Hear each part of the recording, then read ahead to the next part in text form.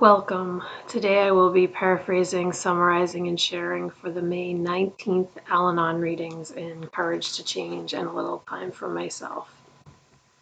We'll begin with the Serenity Prayer and 3 mindful breaths.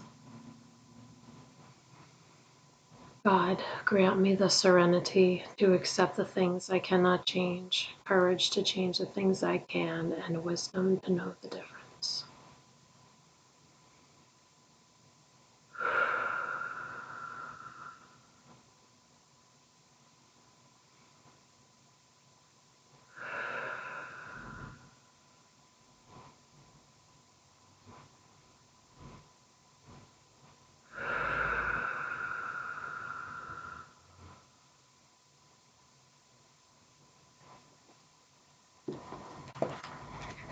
I'll take a minute and look this over.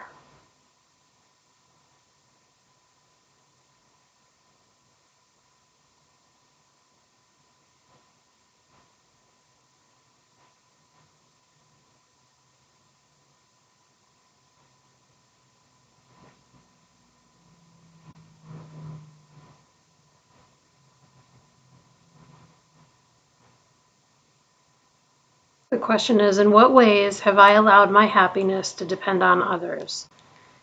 And the passage includes a person describing that early on in their program, when they heard in the welcome the part that said that they could be happy whether the alcoholic was still drinking or not, they didn't believe it, and they didn't agree with it. Then they learned about take what you like and leave the rest, and decided that they could just leave that part. But as they grew in their program, they came to realize that their loved one, I like this, the way this is phrased, wasn't drinking at them. This person realized that happiness comes from inside themselves and is not a result of someone else's actions. The way it's worded, he wasn't drinking at me. I'm going to come back to that. Today's reminder, although we may not be overjoyed that the alcoholic continues to drink, we can still lead a serene life. The quote is from Courage to Change. We can concentrate on our energy on our own life, which is the only place we really have any control. In what ways have I allowed my happiness to depend on others? The reason why he wasn't drinking at me, that reminds me of how I felt when my son was really in the most challenging part of his substance abuse, because it felt like I remember very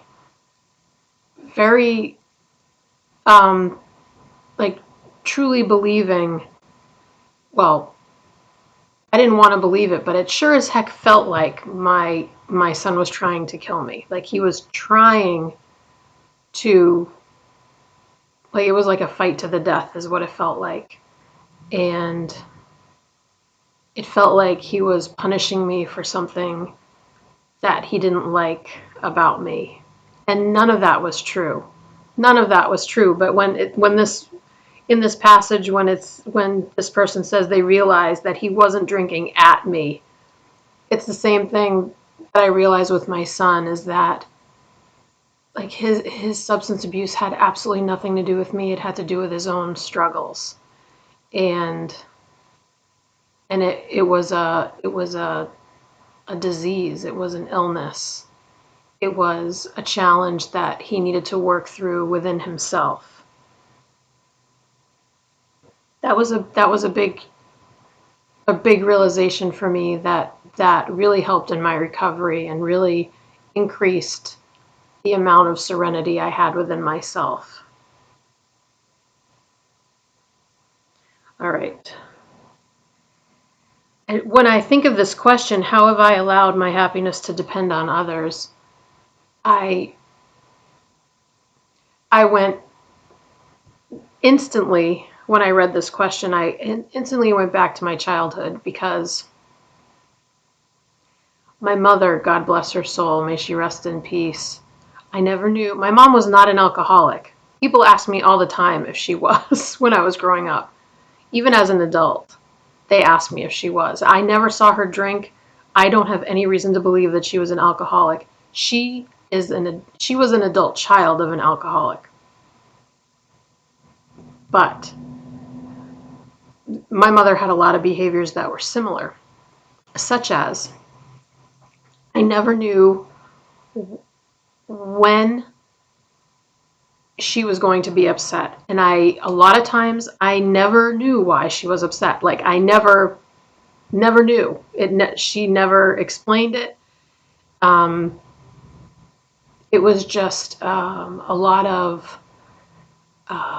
like walking on eggshells and not knowing what kind of mood she was going to be in and getting verbally abused and just like being embarrassed the way she talked to other people in front of me, if we were out in public, or it was just it was a lot of what seemed to me to be irrational behavior, and it was really uncomfortable as a child because I was like stuck there. That was where I lived. That was my mother. Like, that was it. That was my life. And that sounds horrible. I mean, there were times when, she was very loving, and she very often apologized for her behavior, but it was, it was like I knew she felt bad, but I also knew it was just going to keep happening. Um, so that's what I think of. In what ways have I allowed my happiness to depend on others? It's less so now, but like even now when my partner's in a grumpy mood, very fortunate, live in a big enough house where like, there's an upstairs and a downstairs. He spends a lot of time upstairs. I spend a lot of time downstairs naturally, but especially if he's, especially grumpy, I just move to a different part of the house, which is easy to do because, like I said, we normally are in different parts of the house for most of the day. Um, but it's not the same. It's nothing like that feeling as a child because when I was a child, I felt like completely trapped. And, you know, I think that having that experience only makes me a more compassionate person and it makes me a kinder person because I don't want someone to experience what I experienced, but compassionate because I understand that people live in similar situations to what I grew up in. So, and and I feel like I must say because it's 100% true that um, I haven't talked about it for a while, but my mom had a very complicated life. She had a lot of really traumatic experiences. She never got any support or even acknowledgement of any of the experiences that happened because of the time where she grew up in. Whatever. There are lots of different factors involved, but I definitely see uh, I see the beautiful soul that um, that my mother was and still is. She's just like in a different realm at this point. Um, I know she loved me very much. I know she loved my brother, even though she was so mean to my brother. Just even as an adult. Oh gosh, like she just had issues with men because of she was abused as a child by her adopted father. So that had a lot to do with it. But this is not about my mom. This is about me and my recovery. But the fact that all this time has gone on, she passed away in 2008. But that's what I think of when um, when I read this question. And I can also, yeah, every example I think of, it's nothing like when I was a child. Like I think of when I'm at the place where I volunteer, and people, one person in particular, starts talking about things very loudly, things that I find um, unnecessary to talk about, even inappropriate to talk about in the setting that we're in when we're volunteering. And, for that moment, it makes me feel uncomfortable. It makes me feel like, well, maybe I'll just leave for the day and I'll come back the next day and volunteer. Like, I have the freedom to do that. And I'm volunteering. So, like, it's fine. I can do that. I'm like, it's so different than being a kid and, being able to go to my room, but still hearing my mother yell, or going outside, but knowing that eventually I have to go back in the house. Not funny, but I mean, it's okay because here I am. I'm fine. Um, but I do think it just makes me more compassionate and kind and loving. And the word happiness, like I am so, so intensely and immensely happy now in my life as it is today. I'm so, so grateful for that. So grateful for that. But again, part of that is because I know how good I have it. Because at one point, it looked like I had everything I needed, but, there was stuff going on that wasn't ideal. Let's put it that way. But nothing's perfect. All right, I'm going to take a minute to look at this. I have highlighted parts and I have a tab, so I'm excited. I'm going to look at this.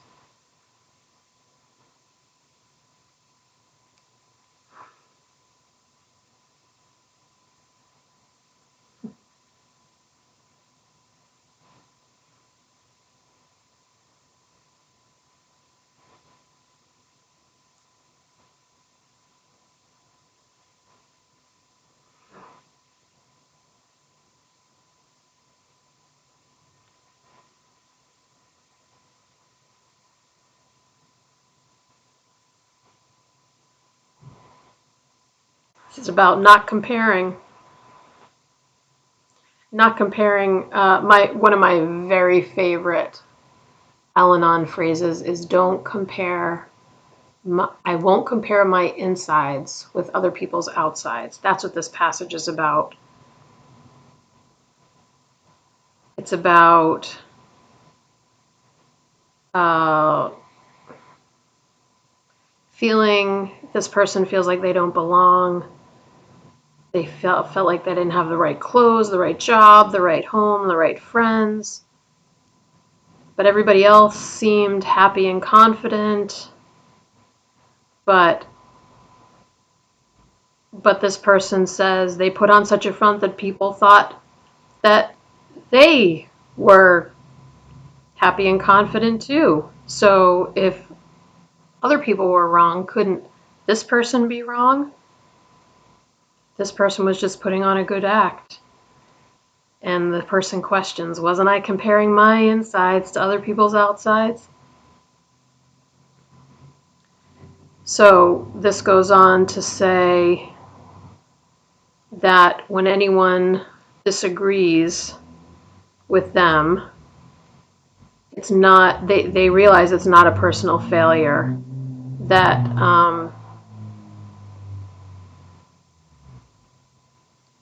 people can disagree without either person being wrong or without either person being right. It doesn't say that. It says without either people being wrong, but it works the right way, the other way too. And everyone can fit in just as we are. Today's reminder, we always lose when we compare. The best way to feel like we are good enough is to just not compare. Don't compare at all. The quote is from Understanding Ourselves in Alcoholism. We realize that a lot of our discomfort comes from our own attitudes.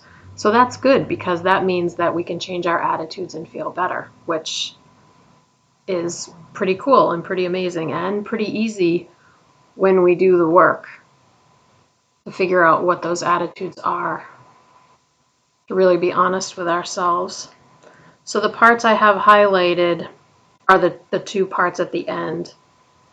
We can feel better when we stop comparing altogether, and we can change our attitudes to feel better. To me, that's just so hopeful. And I still remember in the meeting that I went to previously, there was this one gentleman who worked it into almost every one of his sharings. He would say, when I compare, I always lose.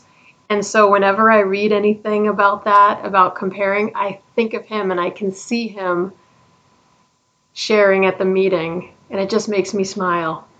And it makes me kind of miss that meeting. That meeting has totally changed now, because that was before COVID.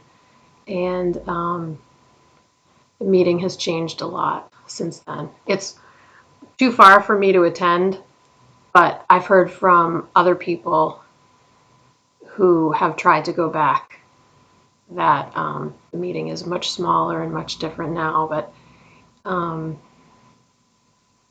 am so grateful for the time that I was in that meeting, and for that reminder of that person who shared.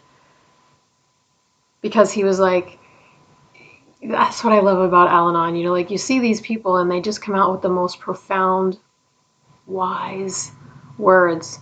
Like, he was just like this pretty big, burly guy. He looked really like, if I saw him, like, I smile and say hi to a lot of people. I would I would I would really have to be brave to like smile and say hi to him if I saw him in like the supermarket and we caught each other's eye, like if we were walking in the parking lot or something, and I just, you see someone, you say hi, good morning, whatever. I would have to like he didn't like appear on the outside to be real friendly, but he would come out with these amazingly sensitive and like perfectly on point things, and it just helped me so much, because we've all heard you can't judge a book by its cover. It's not an Al-Anon thing, but I've heard it many times in my life, and he was the perfect example of that. And that's what I think of when I think, don't compare my insides with other people's outsides. Don't compare at all. Just don't compare, because it's like I've lost before I've even begun. We'll close out with the Serenity Prayer and 3 mindful breaths. Here we go. God, grant me the serenity to accept the things I cannot change, courage to change the things I can, and wisdom to know the difference.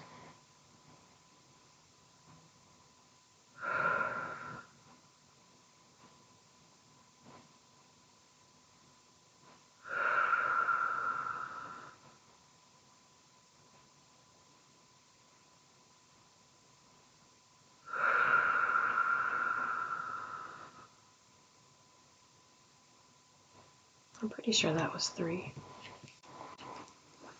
Thank you so much for joining me today. I look forward to seeing you again tomorrow. Sending you love. Take care.